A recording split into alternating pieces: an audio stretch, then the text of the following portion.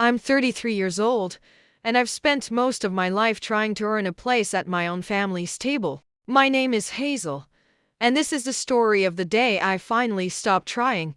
Drop your city in the comments, let's see how far this story travels. And if this hits close to home, hit that like button and subscribe, because some stories need to be heard. It started with a text from my mother 3 months before the trip. Family vacation, Lake Serenity Resort, July 15th to 22nd. Can't wait. There were emojis, balloons, hearts, the kind of enthusiasm my mom only showed when she was performing for an audience. Even if that audience was just a family group chat, I stared at that text for a long time. Sitting in my downtown office with floor-to-ceiling windows overlooking the city I'd built my life in, far from the small town where I grew up. My assistant knocked, reminding me about the board meeting in 10 minutes. I was vice president of strategic investments at Meridian Capital Group. I wore suits that cost more than my mother's monthly mortgage. I made decisions that moved millions of dollars across continents. But that text made me feel like I was 12 years old again. Standing outside my sister's bedroom door, listening to her laugh with our mother about something I wasn't invited to understand. I should have known then. I should have felt it in my bones. Sounds great, Mom. I typed back. Just those 3 words. Professional, distant, safe. The weeks leading up to the trip were busy. I was closing a major acquisition, working 16-hour days, barely sleeping. My mother called twice to talk about the resort's amenities, the spa, the lake, the restaurants. She never once mentioned rooming arrangements. I assumed I'd have my own room, or maybe share with my sister Fiona like we did when we were kids. Back before everything changed. Back before I became the family embarrassment for choosing a different path. I grew up in Millbrook, a town of 8,000 people where everyone knew everyone's business. My father, Richard, owned a hardware store. Not a chain, just one store. The kind with creaky wooden floors and old men sitting around discussing weather patterns. My mother, Patricia, was a substitute teacher and the queen of every church bake sale within a 20-mile radius. Fiona, my younger sister by 3 years, married her high school sweetheart when she was 22. They had 3 kids by the time she was 28. She lived 4 blocks from our parents, hosted Sunday dinners, and never missed a school play or a PTA meeting. I went to college on a full scholarship, graduated top of my class, and took a job in Chicago. Then New York. Then back to Chicago at Meridian, where I climbed the ladder so fast I got nosebleeds. I bought a condo with a doorman. I traveled to London and Singapore for work. I made more money in a year than my father made in 10, and somehow, that made me the villain. "You think you're too good for us now," my mother said once, during a particularly tense Thanksgiving. I'd flown home for exactly 48 hours, squeezing it between meetings. I was exhausted, jet-lagged, and I'd made the mistake of checking my work email at the dinner table. "I don't think that at all," I'd said, looking up from my phone. "Then act like family matters," she'd snapped. I didn't know how to explain that I was trying. That every visit home felt like walking through a minefield where my successes were grenades. Where talking about my work was bragging, but asking about theirs was condescending. Where the money I sent for birthdays and holidays was accepted but never acknowledged. The trip was supposed to be different. A whole week together, a chance to reconnect. I should have known better. I flew into Portland on July 15th, rented a car, and drove 3 hours to Lake Serenity Resort. It was beautiful, one of those sprawling lakeside properties with private cabins and a main lodge that looked like it belonged in a luxury magazine. The kind of place that cost serious money. I'd offered to pay for the whole trip when Mom first mentioned it. "Don't be ridiculous," she'd said, her voice tight. "We can afford a family vacation." So I'd backed off, because I'd learned that offering money only made things worse. It made them feel small, even though I never meant it that way. I just wanted to help. I just wanted to be generous with the people I loved. The parking lot was full of families unloading SUVs, kids running around with pool toys, couples holding hands. I grabbed my suitcase and walked into the lodge, breathing in that pine and lake water smell that meant summer vacation. My family was already at the front desk: Mom, Dad, Fiona, her husband Derek, and their 3 kids who were bouncing around like pinballs. Mom saw me and waved, But it wasn't warm. It was the wave you give someone you're obligated to acknowledge. There she is, Fiona said, not looking up from her phone. She was wearing a t-shirt that said Mama Bear and denim shorts. Her hair was in a messy bun that somehow looked effortlessly perfect. "Hey everyone," I said, rolling my suitcase up to the group. "This place is gorgeous, isn't it?" Mom said, still not quite meeting my eyes. "We got here an hour ago. Just checking in now." The desk clerk, a young woman with a name tag that read Emma, smiled professionally. "Okay, I have 3 reservations. Richardson party, 2 adjoining cabins." "That's us," Dad said. He looked older than the last time I'd seen him, thinner, with more gray in his beard. Emma typed efficiently. "Perfect. I have cabin 7 and cabin 8, both lakefront. Cabin 7 is a 2-bedroom for," she glanced at her screen, "Richard and Patricia Richardson. Cabin 8 is a 3-bedroom for Fiona and Derek Richardson and family." My stomach dropped. "Wait," I said, stepping forward. "What about my room?" Emma's fingers paused over her keyboard. She looked at me, then at my mother, then back at her screen. "I'm sorry, what name?" "Hazel Richardson," I said. My voice sounded far away, more typing. A frown. "I don't see a reservation under that name." "Check under the whole party," I said, my heart starting to pound. "Family reservation. Richardson." Emma checked. "Rechecked." Her professional smile started to crack around the edges. "I'm showing just the 2 cabins for the Richardson party. No additional rooms." I turned to my mother. "Mom?" She was looking at the brochure rack like it contained the secrets of the universe. Did you book me a room?" "Oh." She glanced at my father, who suddenly found his shoes fascinating. "I thought, well, I assumed you'd make your own arrangements. You're always so independent." The words landed like slaps. The lobby seemed to get quieter, or maybe the ringing in my ears just got louder. "You assumed," I repeated slowly, "that I would book my own room on a family vacation that you invited me to." "Don't make a scene, Hazel," Fiona said, finally looking up from her phone. "There are people around." "I'm not making a scene. I'm asking a question." "Well, I mean," Fiona said, shifting her weight, "we only reserved rooms for real family. The people who are actually here. Not the ones who fly in once a year and act like they're doing us a favor." The words hung in the air. The kids had stopped bouncing. Derek was staring at his wife like he couldn't believe she'd said it out loud. Emma, the desk clerk, was trying to disappear into her computer screen. "Real family," I said. "You know what I mean," Fiona said, but her voice wavered. "You're never around. You're always too busy with your big fancy job. We didn't think you'd even come. I arved 3 months ago." "Yeah, but you cancel all the time." "I've never canceled a family vacation." "Well, you're never here when it matters. So it's the same thing." I looked at my mother, waiting for her to say something. To tell Fiona she was out of line. To explain that this was all a misunderstanding. She said nothing. My father cleared his throat. "Maybe there's another room available?" "We could. The resort is fully booked," Emma said quietly. "It's peak season." "I'm sorry. She could share with us," Derek offered, shooting an anxious look at Fiona. "Our cabin is full," Fiona said flatly. 3 kids, Derek and me. There's no space." "She could take the couch in ours," Dad said, but he didn't sound convinced. "No," I said. The word came out harder than I intended. "I'm not taking anyone's couch, Hazel. Don't be dramatic," Mom finally said, turning to face me. "We can figure something out. You're making a big deal out of nothing." "Nothing," I repeated. "You forgot to book me a room on a trip you invited me to. And it's nothing." "Oh, here we go," Fiona muttered. Always the victim.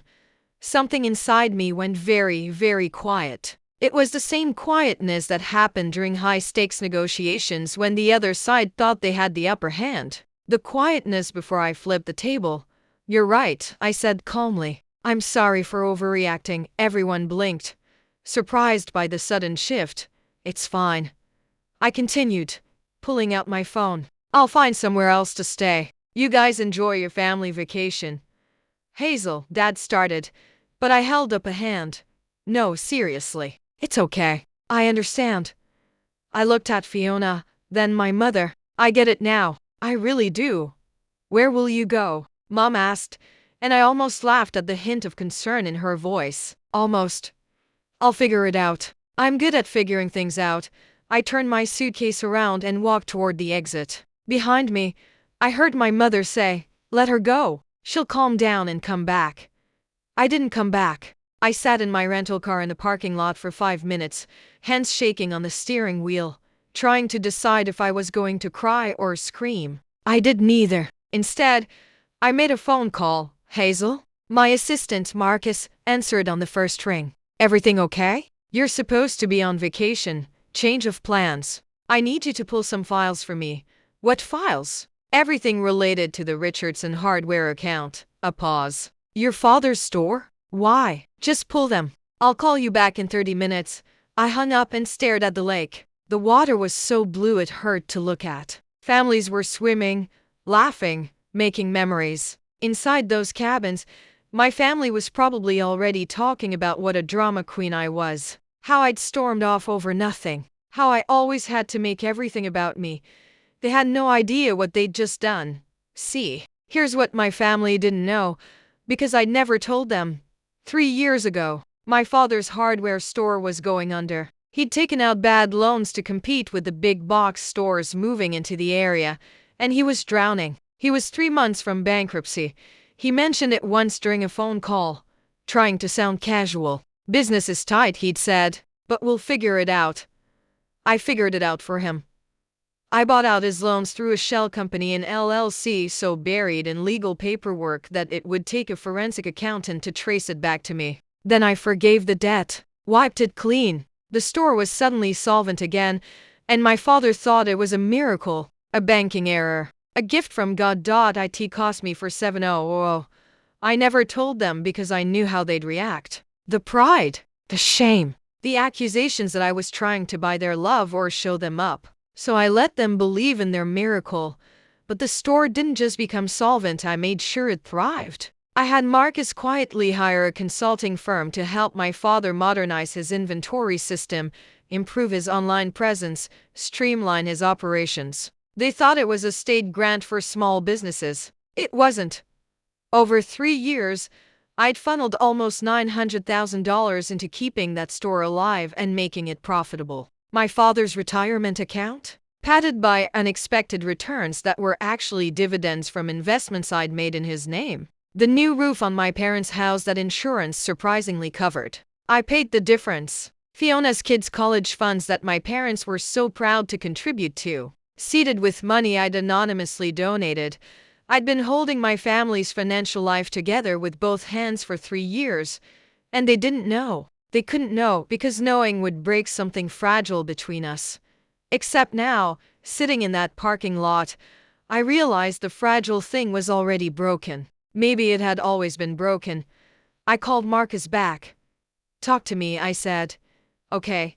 So Richardson Hardware. The store itself is doing well. Profit margin is up 18% from last year. Your father's personal accounts look healthy. The mortgage on the family home is nearly paid off, though there's still about $85,000 outstanding. The LLC you set up still owns the commercial property the store operates on, which you're essentially renting to him at below market rate. What's the market rate? For that location in square footage, you could get $8,000 a month easily. You're charging him $2,500, and if I raised it to market rate? Silence. Hazel, what's going on? Just answer the question. At market rate, the store's profit margin would essentially disappear. He'd be operating at a loss within 6 months. He'd either have to close or sell. And the house? If you called in the outstanding difference you paid on the mortgage, that's technically a personal loan between family members. If you demanded repayment, legally it gets complicated, but it would put them in a bad position. What about the consulting contract? That expires in 2 months. If you don't renew it, the store loses access to the inventory management system, the website, the whole infrastructure. They'd have to rebuild from scratch or pay someone else a fortune to take it over. I watched a family walk by my car, a dad carrying a little girl on his shoulders, her laugh echoing across the parking lot. Here's what I need you to do, I said. An hour later, my phone started ringing. First, it was my father. I declined the call, then my mother. Declined. Fiona. Declined. Derek. Declined. The calls kept coming. I drove to a hotel 40 minutes away, checked in, ordered room service, and sat on the bed watching my phone light up over and over. 56 missed calls by the time I finally turned off my phone completely. I didn't turn it back on until the next morning. By then, there were 127 missed calls and 89 text messages. The first text from my father, sent at 9:47 p.m. the night before. Hazel, please call me. This is urgent. From my mother at 10:03 p.m. I don't know what you did, but you need to fix this right now. From Fiona at 10:28 p.m. What the hell is wrong with you? From my father at 11:15 p.m. My accountant just called. He says we owe $850,000. This has to be a mistake. Please call. From my mother at 11:34 p.m. This isn't funny, Hazel. Your father is having chest pains. That one made me pause. Chest pains. I picked up the phone, then put it back down. If it was serious, there would be more than a text. From Derek at 12:02 a.m.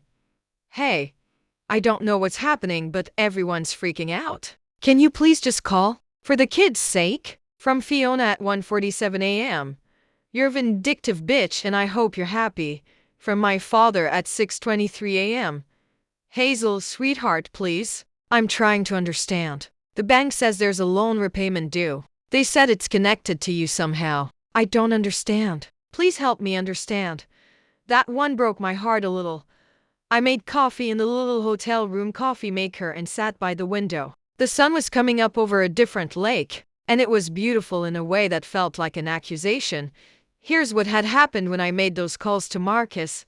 I'd instructed him to send formal notices of several things. First, the LLC that owned the building was raising the rent to market rate effective immediately. Second, the personal loans I'd extended restructured as such by the best lawyers money could buy were being called in, all of them. The mortgage difference. The investment money. Everything. Third, the consulting contract was being terminated early, with all proprietary systems to be deactivated within 72 hours. It was all legal. Ruthless but legal. And it wasn't even the full amount I'd actually spent. I'd reduced it to what I could technically prove in court if it came to that. I wasn't trying to destroy them. I was just stepping back. If I wasn't real family, then I wasn't going to keep playing the invisible benefactor. My phone rang again. My father. I stared at it for a long time, then answered. Dad. Hazel. His voice cracked. What's happening? I don't understand what's happening. You don't understand. The accountant says he was breathing hard. He says we owe almost $1 million to some company, but then he traced it and he said it's connected to you. That can't be right. Tell me that's not right. It's right. Silence. Long, horrible silence. What do you mean it's right? I mean I've been keeping the store afloat for 3 years, Dad. I've been paying your debts, funding your retirement, fixing your house, propping up the whole operation. And you didn't know because I made sure you wouldn't know. But why? Because you needed help. Because I love you. Because I'm your daughter. I don't understand. Why would you? How did you? I'm a VP at a capital investment firm, Dad. I move money for a living. This wasn't difficult. But the money was mine. I earned it. I chose to use it to help you. We didn't ask for help.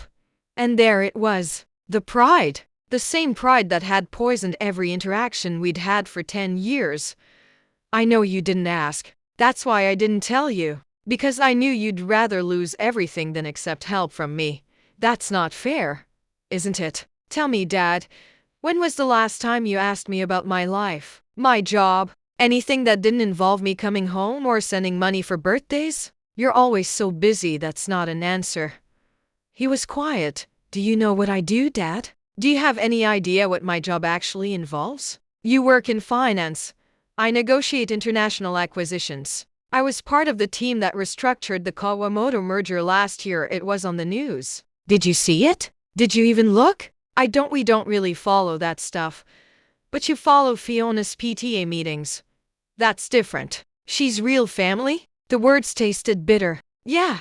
She made that clear yesterday. She didn't mean it like that. She was just upset. And Mom? Was she just upset too when she forgot to book me a room? Hazel, do you know what that felt like, Dad? Standing in that lobby, realizing that my own mother didn't think I was worth the price of a hotel room. It wasn't like that. Then what was it like? Explain it to me. He couldn't. The silence stretched until I thought the call had dropped.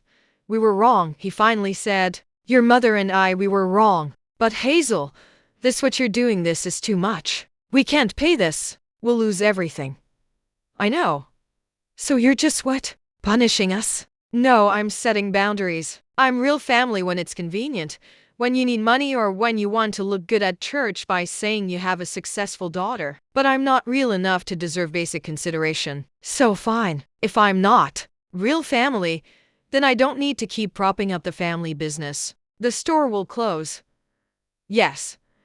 Your mother and I will lose the house. Probably not. The amount I'm calling in on the house is manageable. You'll have to refinance, but you won't lose it. The store is a different story. This will destroy us. Something in his voice made my throat tight, but I didn't let it show. Then maybe you should have thought about that before you let Mom humiliate me in a hotel lobby. Before you stood there and said nothing while Fiona told me I wasn't real family. We didn't think that's the problem, Dad. You never think. Not about me. Not about how your words land or what they cost. So this is revenge. No, I was surprised to find I meant it. This is me being honest for the first time in 3 years. I'm tired of being the family ATM. I'm tired of being the daughter who's never good enough but whose money is always welcome. I'm done.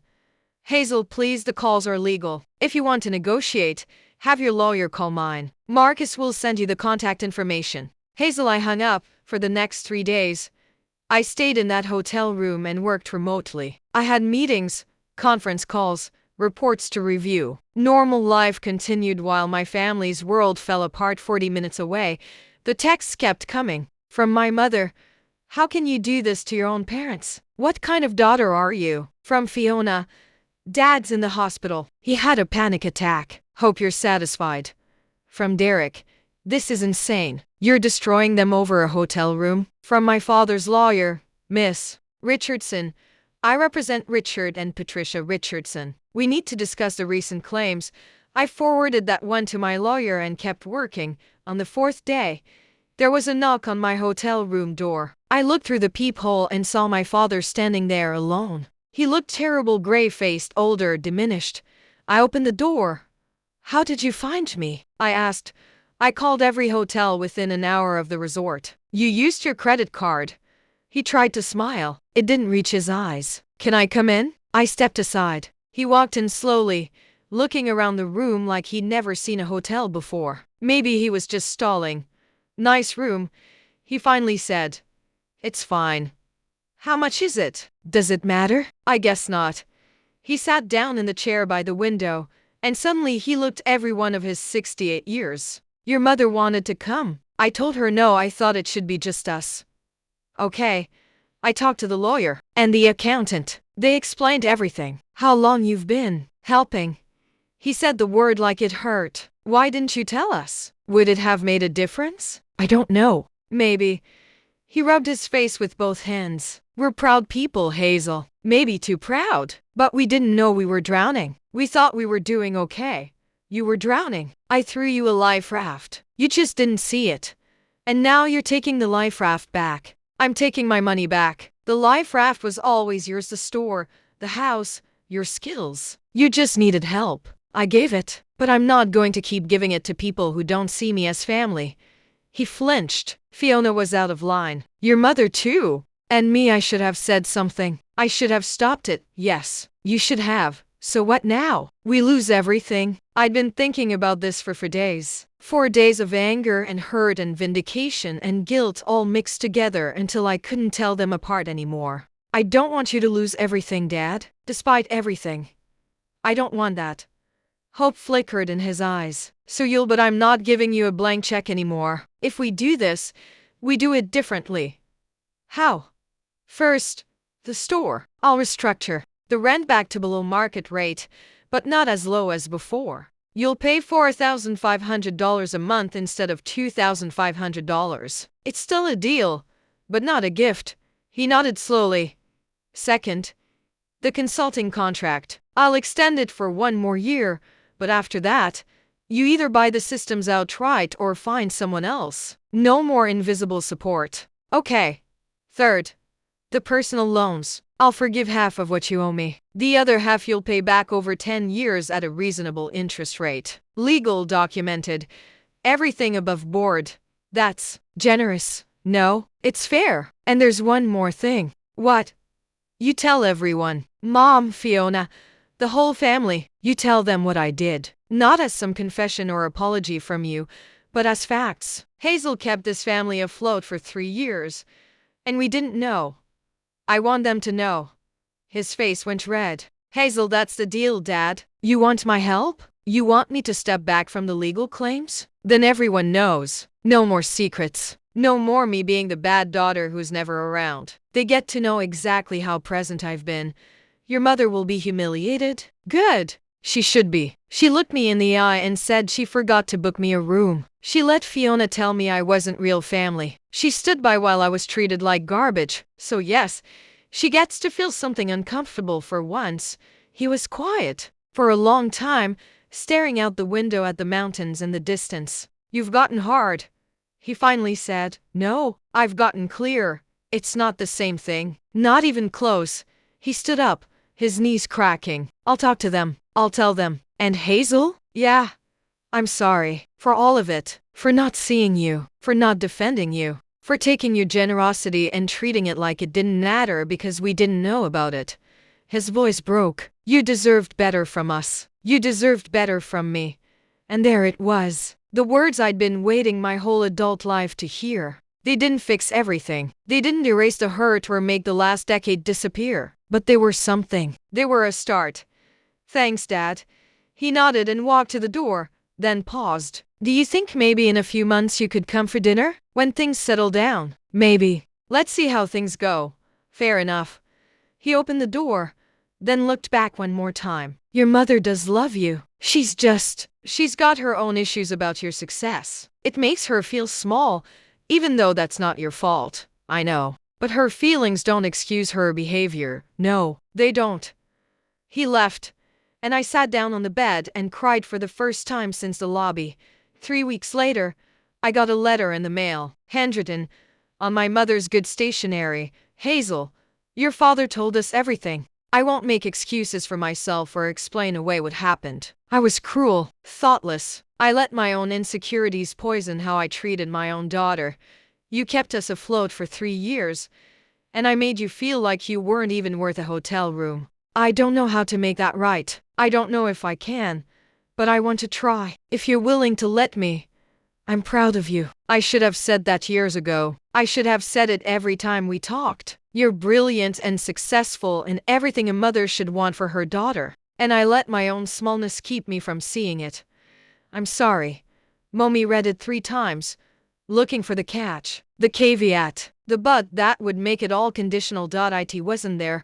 I called her that night. We talked for 2 hours. It was awkward and painful and we both cried. But it was honest in a way we'd never been before.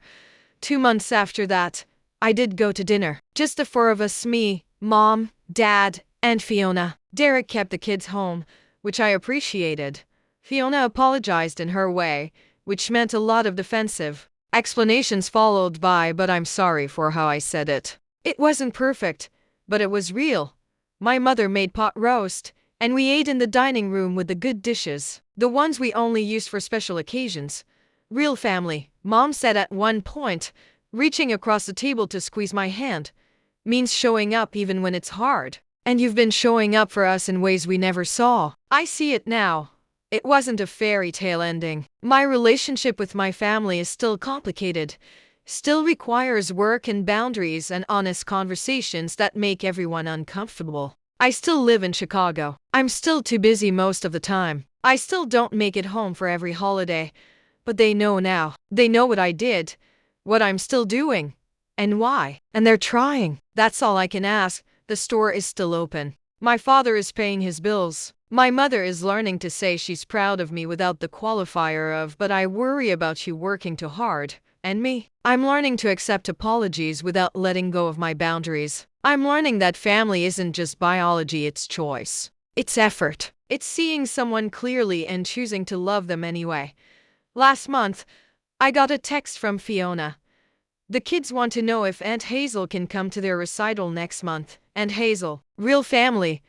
I went to the recital. I sat in an uncomfortable folding chair in a middle school gymnasium and watched my niece play violin and my nephews do a theatrical performance of something incomprehensible. It was 3 hours of chaos and off-key music and pure, uncomplicated joy. Afterward, we got ice cream, all of us crowding into booths at the local dairy bar. My mother sat next to me and didn't once mention my phone when I checked it. Fiona asked about my work, actually listened to my answer, and asked follow-up questions. It was ordinary, beautifully, impossibly ordinary. On the drive back to Chicago, I thought about that day in the resort lobby. How small I'd felt, how invisible, how something inside me had finally broken in a way that let the truth come flooding out.